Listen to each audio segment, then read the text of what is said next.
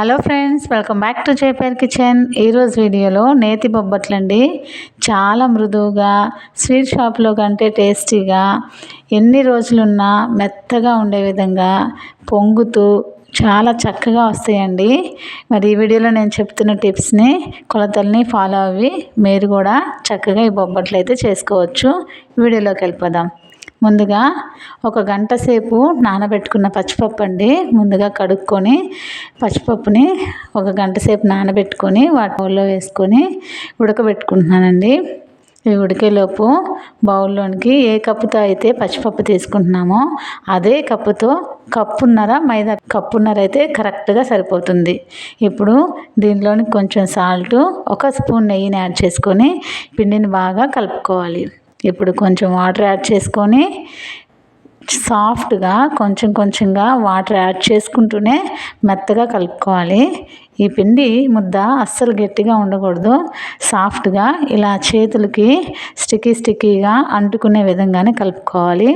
అలా అని మరీ లూజ్గా కూడా చేసుకోకూడదు. ఎందుకంటే దీనిలో మళ్ళీ నెయ్యి, ఆయిల్తో కూడా మనం పిండి మిశ్రమాన్ని బాగా సాఫ్ట్గా కలుపుకోవాలి.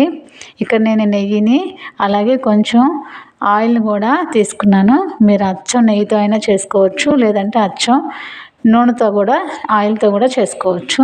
ఇలాగా ఆ పిండి ముద్ద అంతటిని ఆ ఆయిల్, నెయ్యి అంతా పీల్చుకునేటట్టు బాగా సాఫ్ట్గా కలుపుకున్నానండి. చేతిలో తీసుకుంటే ఎటంటే అటు వంగిపోయేటట్లుగా కలుపుకున్నాను. ఇప్పుడు ఇది 4 గంటలు నానాలి ఖచ్చితంగా.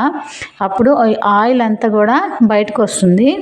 దాన్ని పక్కన పెట్టుకొని ఈ ఉడికిన పచ్చిపప్పుని కూడా వాటర్ అంతటిని కూడా వడగట్టుకొని తడి లేకుండా డ్రైగా ఇలాగా ఆరబెట్టుకున్నాను. అస్సలు వాటర్ ఉండకూడదండి. అసలు వాటర్ కూడా యాడ్ చేయకూడదు. మిక్సీ వేసేటప్పుడు పిండి ముద్ద లూజ్ అయిపోతుంది. ఇప్పుడు ఏ కప్పుతో అయితే పచ్చిపప్పు తీసుకున్నామో అదే కప్పుతో తురిమిన బెల్లాన్ని 2 యాలకులు కూడా వేసుకొని మెత్తగా మిక్సీ పట్టుకోవాలి. ఇలా మెత్తగా మిక్సీ పట్టుకొని పక్కన పెట్టుకోవాలి.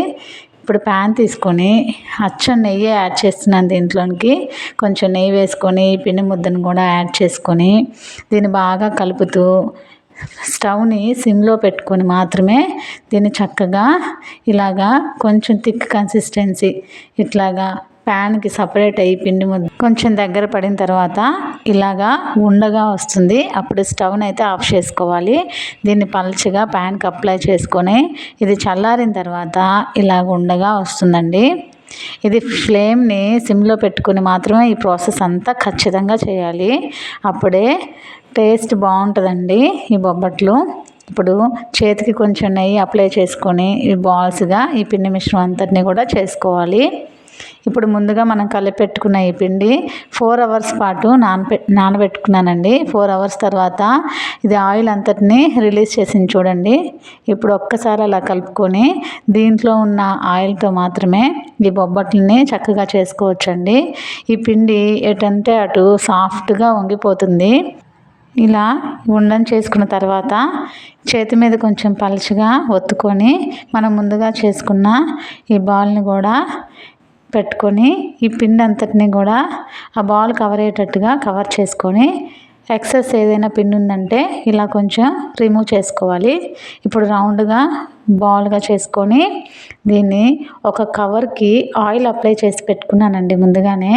ఆ కవర్ మీద ఈ బాల్ని కూడా పెట్టుకొని ఇట్లా పల్చగా వేళ్ళతోటి నొక్కుతూ బొబ్బట్లు అయితే చేసుకున్నాను.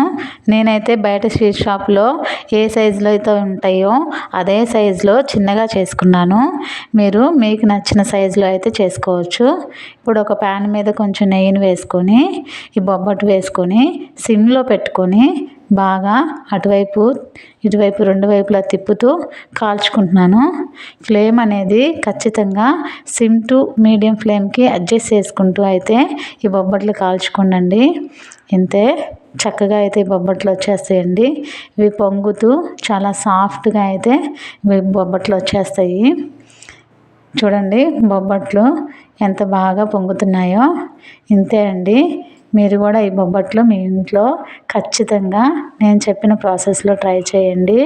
ఖచ్చితంగా చాలా టేస్టీగా అయితే బొబ్బట్లను మీరు కూడా ప్రిపేర్ చేసుకోవచ్చు. ఎన్ని రోజులున్నా ఇవి చాలా మృదువుగా, సాఫ్ట్గా ఉంటాయి. చాలా టేస్టీగా ఉంటాయి. మరి ఈ వీడియో నచ్చినట్లయితే ఖచ్చితంగా మన ఛానల్ని సబ్స్క్రైబ్ చేసుకోండి. ఈ వీడియోని లైక్ చేయండి. మీ ఫ్రెండ్స్ అండ్ ఫ్యామిలీ మెంబర్స్కి ఈ వీడియోని షేర్ చేయండి. మళ్ళీ నెక్స్ట్ వీడియోలో కలుద్దాం. అంతవరకు బాయ్ బాయ్.